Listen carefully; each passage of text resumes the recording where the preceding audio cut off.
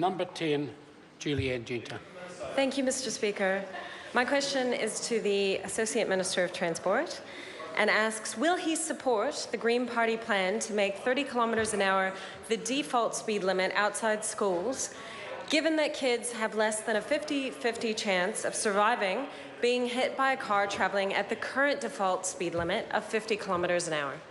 Mr. Speaker. The Honourable Craig Foss. Of course this government supports making our roads safer for all users. We're spending approximately $1 billion each year on road safety, which includes funding towards safer road and roadsides and dangerous intersections, all of which benefit those walking and cycling, both young and old. I note schools and their local communities already have the ability, through their local road controlling authority, to lower speed limits around schools to 30 k's if that is what is required. This allows local solutions to local issues supported by local communities. Supplementary. Supplementary question, Julianne Genter. Does he acknowledge that the current process for reducing speed limits is unnecessarily bureaucratic and puts hurdles in place for those local authorities who would like to drop the speed limit outside of schools? And that explains why fewer than 20% of schools have the safe speed limit of 30 kilometres an hour in front of schools. Mr. Speaker.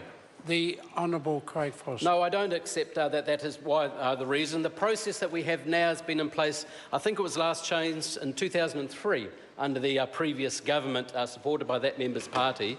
So, Mr. Speaker, no, I don't accept that is the reason why some of the speed limits aren't changed by local authorities or road controlling authorities as that member would like.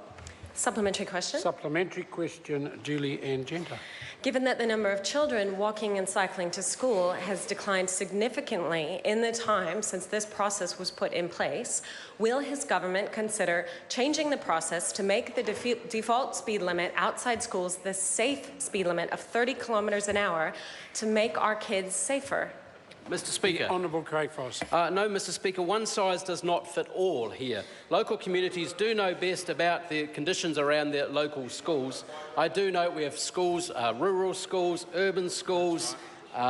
Sometimes, Mr. Speaker, changing a speed limit on a road, be it a 100k or a 70k road, can in fact make more danger or create more risk than in fact a 70k limit, which many schools already have. I also note, Mr. Speaker, we note concerns around this, so there is limits in around passing of school buses, where if a school bus is stopped, the limit is 20 k's regardless of which direction the car is travelling. Supplementary. Supplementary question, Julianne Genter. Can he explain why his government supports 30 kilometres an hour as the default speed limit when driving past road workers, but not when it's around schools where our kids' safety is threatened? Oh, Mr. Speaker. The Honourable Craig Foss. Well, they are two totally different issues, Mr. Speaker. A road worker, Mr. Speaker, in the middle of the road, obviously working on the infrastructure investment, possibly a cycleway, possibly safer roads that this government is investing in, needs to be kept as safe as possible. But of course, Mr. Speaker, every life is as valuable as the next. Point of order. Point of order, Julianne Genter. I seek leave to table the research done for the government which shows that 30 kilometres an hour is the appropriate speed around pedestrians and cyclists. We just need the source of the research and the data. This is the Safer Speeds program, which was a collaboration by the New Zealand Police, New Zealand Transport Agency, Ministry of Transport and ACC. And it's available on the website? It is. Yeah, then we're not putting it. Question number 11.